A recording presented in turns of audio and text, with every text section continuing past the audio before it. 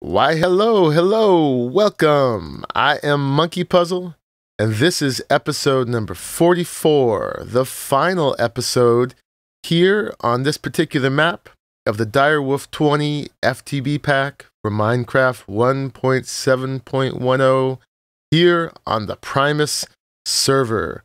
That's right, this is it for this map, this episode. Oh my God.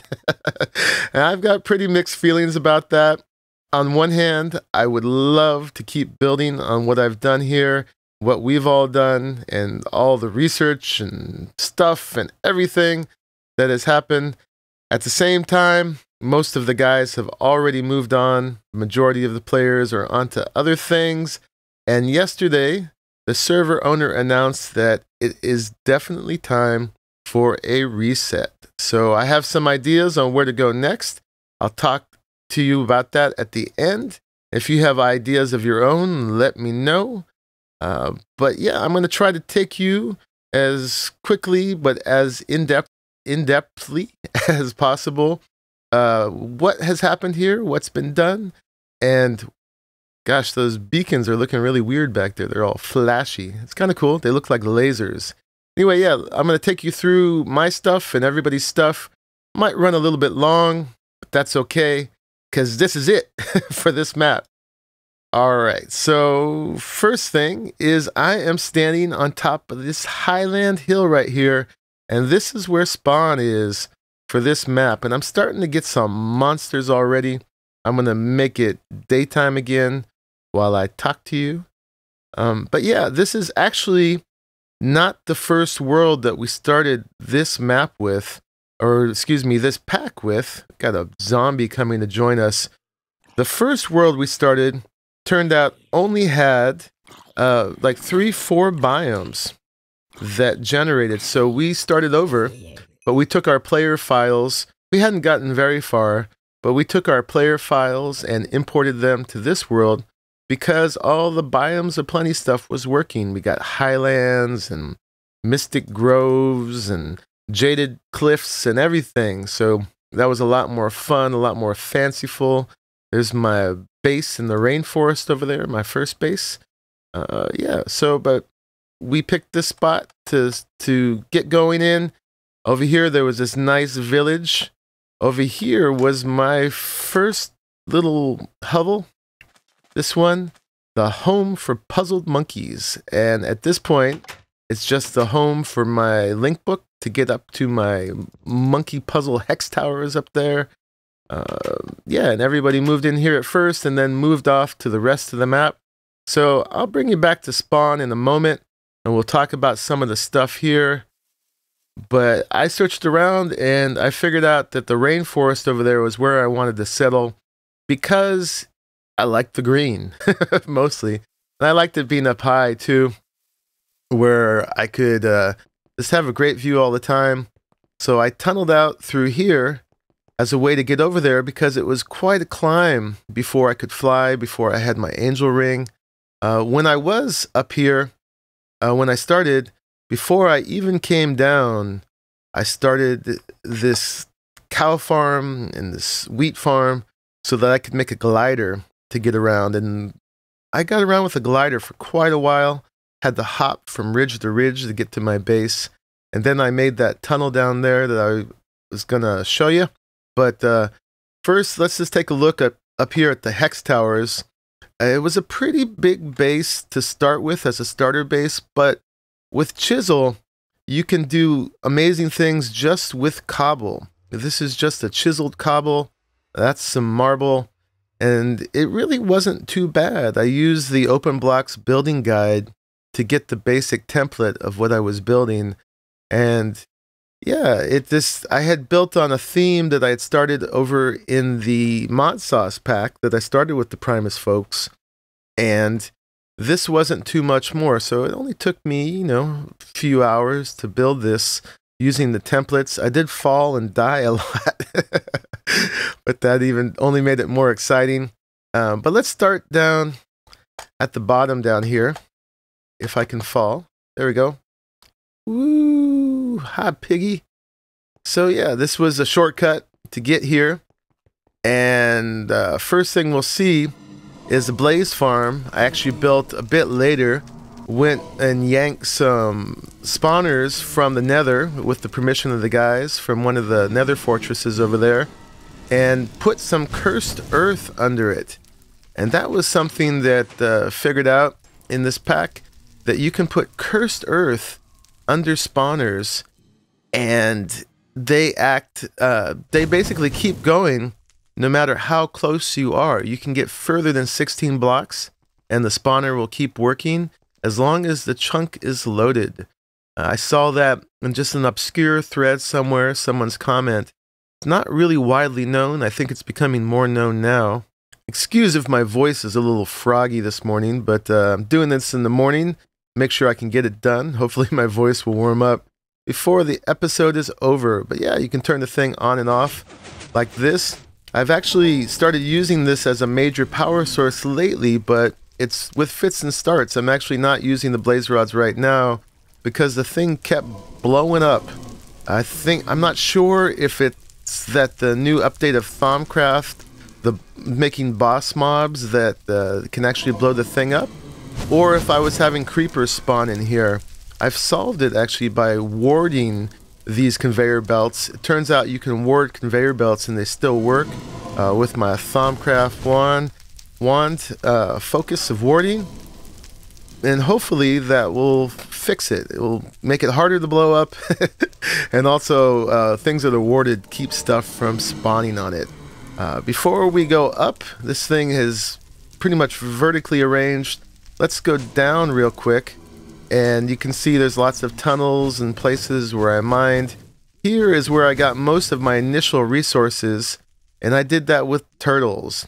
I'm pretty addicted to starting with turtles whenever I have computer craft on in a mod pack, and I'll have to challenge myself next time because it's just so easy to use turtles to get going rather than doing too much branch mining. I definitely did plenty of manual mining in the beginning. It was aided by Tinker's Tools. Had a nice brass hammer that I still have. It's here in my pouch, and I added so much stuff to this that this one got me all the way through. You can still hear the blazes up there. And I also depended heavily the whole way on these two extra utilities, golden bags of holding, which after a certain update you could dye so I could tell them apart. And I put reincarnating enchantment on them by putting magical wood on each side of them. And now when I die, these come back. But these have been really helpful in helping me carry lots of goodies around and not lose that stuff. So yeah, this is, anyway, the bedrock level. This is what I was doing with the mob essence from the blaze farm for quite a while. Just built giant pools of mob essence using the floodgate from Buildcraft because there was just way too much to stick it all in any kind of tank.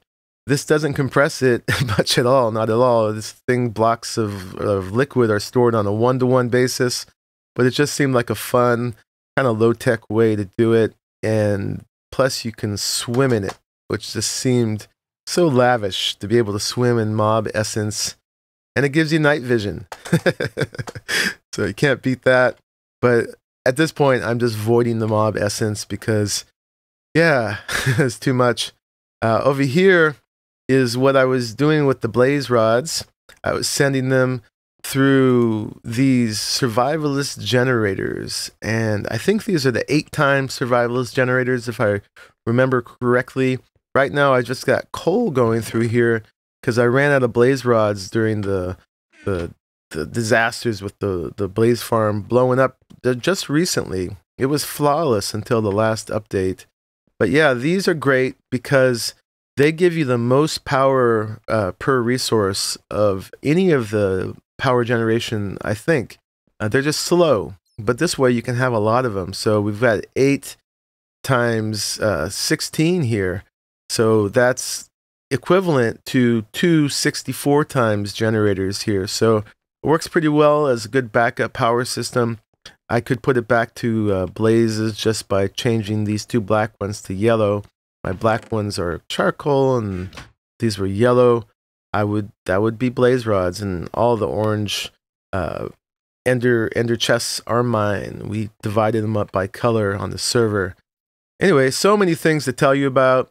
We're looking at the end game thing here I did in the very last episode. This takes us to the bedrock dimension, which I just made the Icorium pickaxe. This beautiful thing in here, and used it to get me to the bedrock dimension here, which I'd never gone to before. Turns out when you find ores in here, they go all the way from the top Y level to the bottom Y level, so that's quite a bit. I'm not going to try to find them right now, but you can mine 5x5 or really long lines with this. It mines bedrock, which is really cool, but sadly, you don't get the bedrock. So I was kind of disappointed about that, but it was cool to get to this. This is definitely one end game thing I wanted to get to with the whole Thaumcraft, Thaumic Tinkerer stuff, and it's thrown me all the way out here.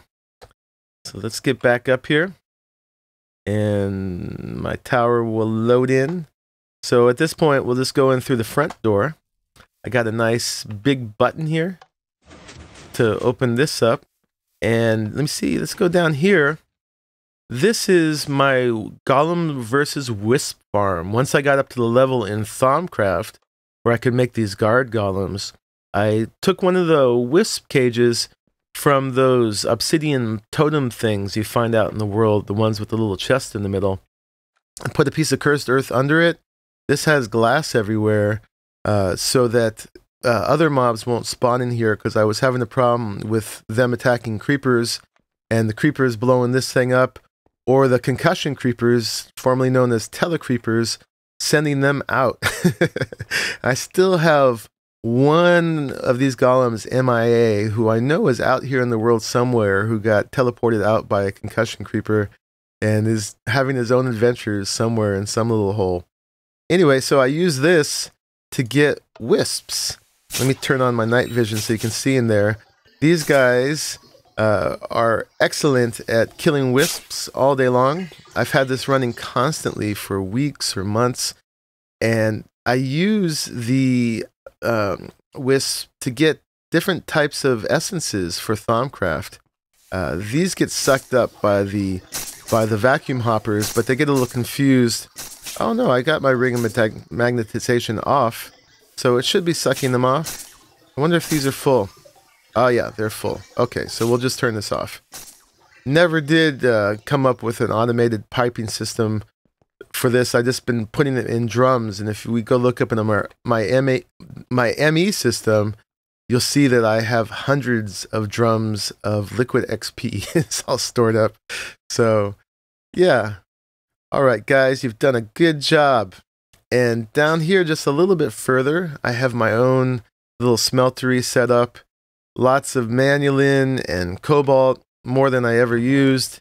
And over here, I was starting to set up making some coal coke, and I was making my first bunch of steel ingots, because next thing I was going to do was use the Railcraft steam boiler to make more power, and I was going to make ethanol over at my ag station, but I'll show you that in a bit. I think that's most of the stuff that's down below. So now we can keep working our way up through here. So yeah, we're just in the lobby. And then up here, I had my little nether room. So this just takes us to the nether, clearly. I wonder what happened down there. There's some blocks missing. Anyway, up here, this was my machine room. And I tried to keep it all contained to this little area. These Sterling generators from Ender.io have been my main power source most of the time, and they're running charcoal from my tree farm upstairs. We'll get up to there in a minute. At first, I was using the sawmill to turn the wood, the logs, into planks, because turns out that is more efficient, actually, than if you're smelting the logs into charcoal. You get a bit more power that way.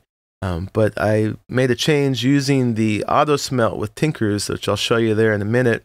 But what else to show you here?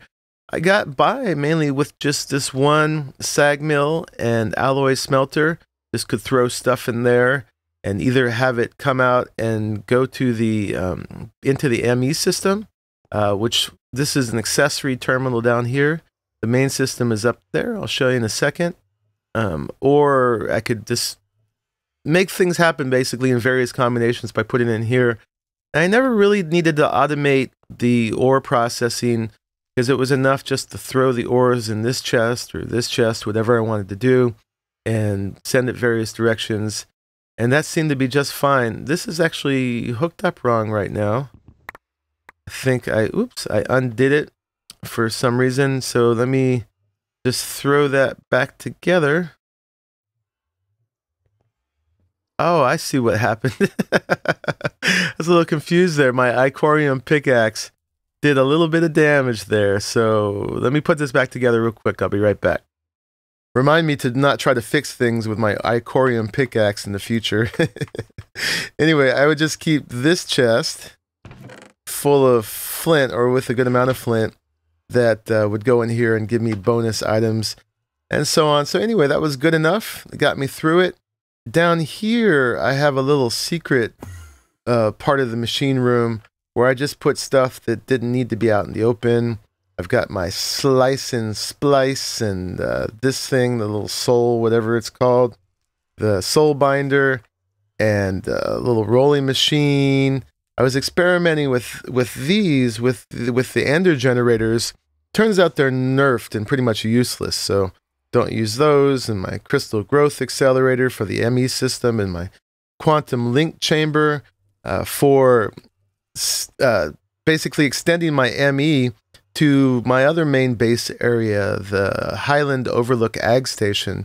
And then I got this giant capacitor bank here with this very cool, whatchamacallit, power monitor here. And it turns everything off when things are charged up enough. That's why you saw all those generators turned off up there. And when the power gets down to 90%, these will all turn back on again. But that's cool because it allows things to turn off. I had slightly automated set up here for making the chips, or whatever they're called, the these guys, the processors for the Applied Energistics ME network. And I could just throw what I needed up in here or in here, and I'd get that. And that was as much automation as I felt I needed to do for that as well. Let me see, over here I've got my paper maker that I used to make paper from all the wood pulp that I got from using the sawmill. Still have 406,000 of them. And then, yeah, up here I've got tons and tons of these deep storage cells, deep storage units, more precisely. And this is as many as I could fit in so far with all the channels I had available on these runs from the ME network. But they have a bunch of stuff in here. Basically, when you go in here and you sort by number of items, all these first guys, all the way up to, I'd say, about here, plus or minus actually this too, are all in deep storage units. And that allowed me to really extend the amount of space I had in my ME network. Just before we go up there, let me see, just a little Tinker's tool forge. I've got all my thermal expansion stuff right here when I needed it. Tried not to rely on thermal expansion too much. And the QED for extra utilities and making the ender quarry. And as soon as I was done turtling, I basically went straight to the ender quarry after that. And after a few very large ender quarries, I haven't needed resources since. I think with diamonds, which are always a good indicator of how much stuff you have, I was up to 2,000 for a while, so more than I could reasonably use. Not a limited resource anymore. And if we get into ingots and stuff, I have tens of thousands of most of the important ones, so not really a problem either. So when you get past, I like getting past the resource issues, the resource bottlenecks, and instead of that being end game, that is just the possibility to make anything else in the mod pack you want and not have to worry about not having the stuff to make it. So up here is basically the main floor of my base. It's just a bunch of hexagons all put together, kind of basic honeycomb pattern. Here's my little computer here, my desktop, ME, with terminals and all that. Got 2 of the controllers on it, mainly just because I think they look cool. And for storage, I used all 4K storage cells, and I've got 4 drives going on. I was just starting to max out on the 4th one. As it got full, I was making more of the deep storage units, but I usually keep it at 4K because I find unless you're formatting your drives and making sure they hold only specific kinds of things, they tend to max out on the number of items long before they max out on the amount of items. So doesn't really do much good to make a bigger one than 4K if you're just throwing everything in like I do. And this was great because I just didn't really want to bother with formatting and all that kind of stuff. I just wanted to be able to throw things in. And every time I would clear out some space with a deep storage unit, I just throw everything back in through the MEIO port, and that would basically defragment my drives and just get them all filled up from the beginning. So yeah, lots of stuff stored here. Let me see, I've been storing my XP in here. I'd used this in the beginning, and I had a regular enchantment table there for a while. Now I've got this guy, the Osmotic Enchanter from Thaumic Tinkerer. Never had a chance to put it to much use. And for a very long time, I had some essence berries being farmed up there in my farming station from Ender.io. And at a certain point, I got so many essence berries that XP was never a problem either. Right now, I've got 108,000 of those. So, and also with the drums, if I needed to, let me see, we've got 166 of the drums of liquid XP. So XP is not a problem. Let me see. Now, what else should I talk to you about? I delved pretty far into Thaumcraft. I got all the research done that I could. In the very beginning, Blizzard Penguin found this, the book for the Crimson Rites, and I started having warp right away, even before I'd done any Thaumcraft. So warp has been a constant companion through this whole adventure. But at this point, I've got as much warp as you can possibly have, but Thaumcraft has gotten merciful, and it has made it so that if you haven't got any new warp recently, that you stop getting the bad warp effects, and I think that's really cool. I did make a whole bunch of the sanitizing soap here, so at this point, if I wanted to get rid of the warp, I could. But there's a lot more stuff I could have done in Thaumcraft, a lot more things I could have made, but I just didn't have enough time. My main goal was, of course, just getting to the wands and the staffs and getting all the different foci that I wanted to get. There's a lot more that I could have made, but I definitely got the basics and made very good use of those the whole time. Constantly using my wand of equal trade, the portable hole, the wand focus of warding. And this one, the Focus of 9 Hells, has been really fun as well. I don't know if I have anybody I can shoot at, but I got some upgraded bats that I upgraded through this guy. This is new from the last update, the Focal Manipulator. Great way to upgrade your wand focuses. And got this guy, the Energized node, with node transducer and node stabilizer. I've been building nodes the whole time here. This one is, I think, my biggest one, and this one has the compound aspects.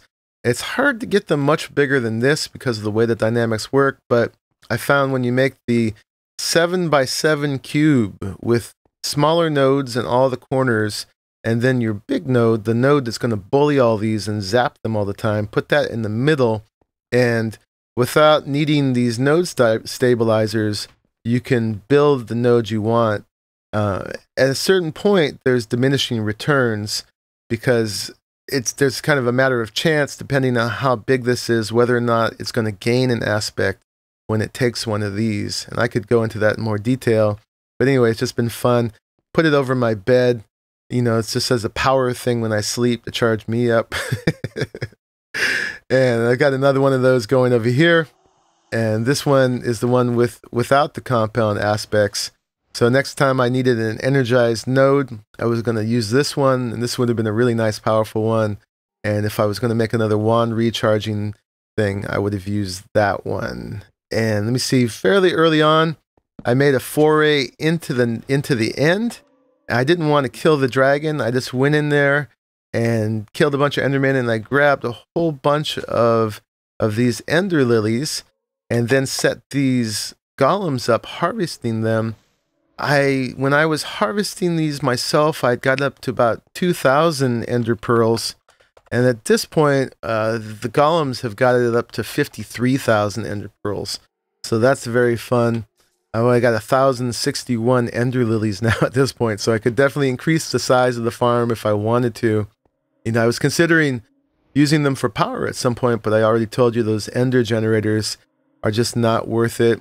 I got this nice alchemy golem here doing his thing. I think they're the alchemy golem. I forget what you call these guys, but the ones that will help you with the essentia distillation and fill up all the warded jars for you. So dude's been doing a good job keeping that done for me.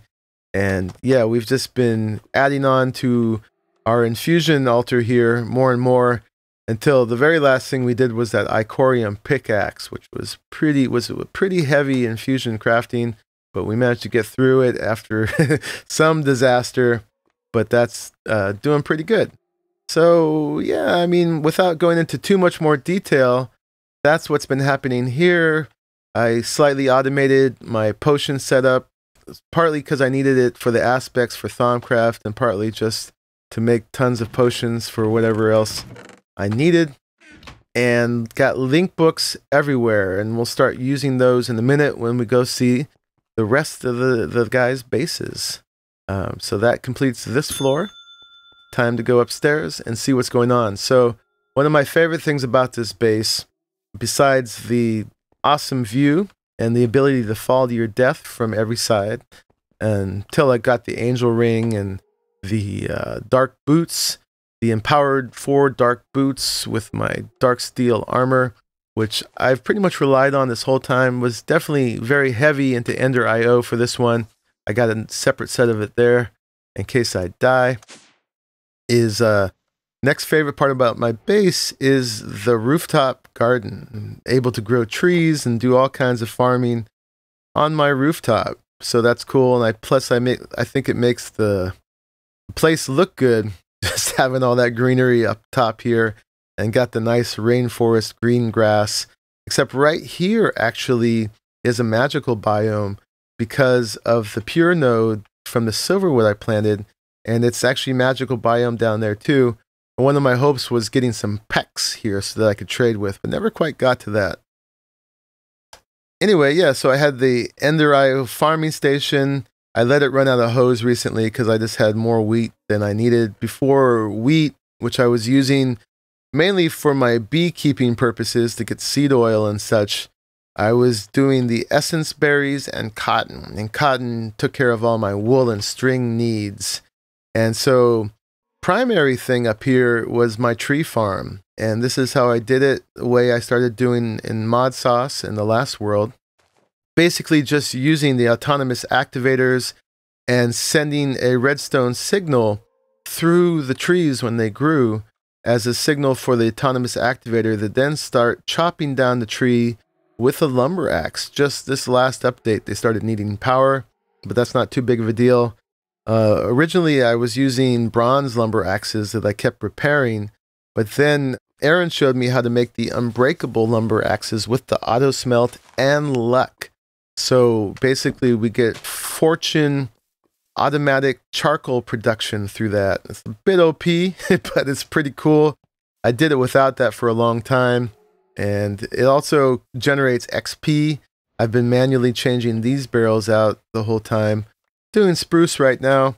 I'm definitely going to need a tree farm in the next world, but I should probably challenge myself and come up with another way to do it. But this has been providing all of the wood and all of the charcoal that I've needed for this. I missed the chance to have the Botania flower, what's it called, that eats leaves. But speaking of Botania, so here is my first setup right here. We've got the day blooms and the nightshades. Yeah, that's what they're called, which produced a minimal amount of power, which got us going. And then I moved on to this setup, which CatDog lovingly called the Monkeypuzzle 5000.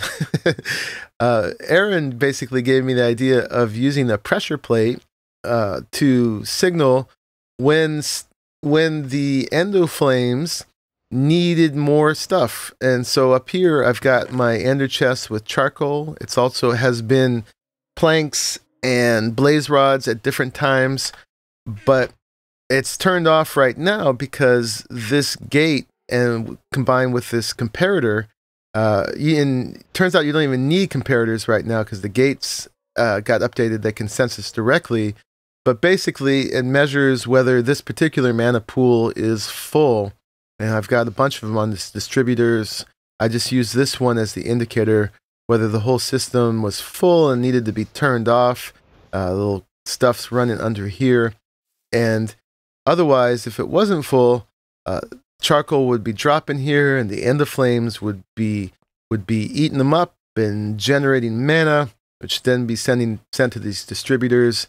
Got this chest up here tied into all these open crates where I can drop stuff in here. I can charge up mana tablets, or I can drop nether quartz in here and double it, which I didn't do till the end. I did most of my nether quartz gathering manually in the nether because I just like the challenge of it. But then eventually I put these conjuration catalysts under everything and I could double my resources that way. This one under here had the alchemy catalyst.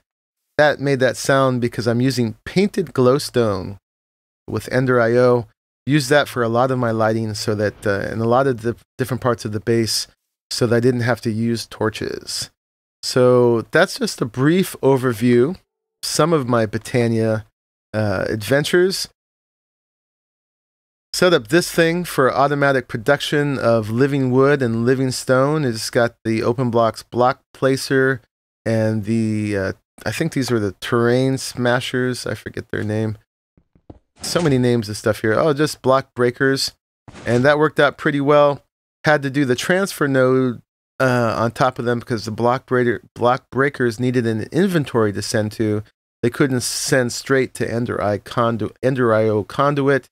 And all of the conduit in here is mostly Ender IO conduit because it wasn't until the very last update that we've got the thermodynamics mod, which added all the thermal expansion conduit back into the game. So I had to do the whole game without that, which was good because we were all addicted to that from before. Let me see over here. In here I've got my Horn of the Wild. So I just come over here and I blow it. And then that is my production of the mystical flowers from Botania. And I've got my jaded amaranthus here producing them all. It's getting power from that mana pool over there, which is getting mana from this mana pool over here with the day blooms and the nightshades. So that's mainly what they're doing for me now. And yeah, that way I was able to get all the flowers I ever needed. And this is all hooked up into that chest over there. I can just throw that back down in there. Have to have vacuum hoppers all throughout here to pick up the saplings and the charcoal and flowers and everybody else. There's Terra Steel generation right there. You can see my horn ended up back in here with all the flowers. Just kept stuff in this chest. There's a storage bus under there. I've got the ME system networked into the redwood as well, which always I thought was kind of funny. But over here, towards the end, when I started doing Benny's genetics, I needed more sugarcane. So I set up these golems harvesting sugarcane over here. If you don't know, this is a long grass block that's from, I think it's the garden biome in Biomes of Plenty. and it can grow sugarcane without water. So that's pretty efficient. But that gave me all the sugarcane I'd ever need. And then over here, I've got my hot tub for Thaumcraft with my purifying bath salts in here. I'm not going to jump in because it's going to give me particle effects. But this is what I would do to help mediate my warp. And if I sat in here with all that purifying soap and ate it all, it kind of seems like you're eating it, but bathe with it, I could get rid of some of the max warp I have right now. And yeah, that's pretty much it. I've got the portal to the Twilight Forest. I used one of the hollow hills in the Twilight Forest with a whole bunch of turtles to get some of my first major amounts of resources besides the turtling I did downstairs. Crashed the server a couple times because I found out you couldn't use the quarry. I actually tried to use a BC quarry in there and that didn't work, so I just had this major turtling operation going on in the Twilight Forest, but I didn't do a lot of other stuff in the Twilight Forest, even though I wanted to. There's a whole progression you can do in there now that hopefully I'll do in the next world. I think that covers most of the stuff in my base here. There's probably a lot of stuff I have forgotten. My voice is still kind of froggy early in the morning, but that's just how it's going to be. So let me take you over to the rest of my doings, and then we shall go and visit everybody else's bases. And if this takes too long, maybe I'll break this up into a couple episodes. Maybe it'll be one really long one. But since we're saying goodbye, this map deserves it. A lot of good stuff was done in this world by myself and by all my fellow server mates.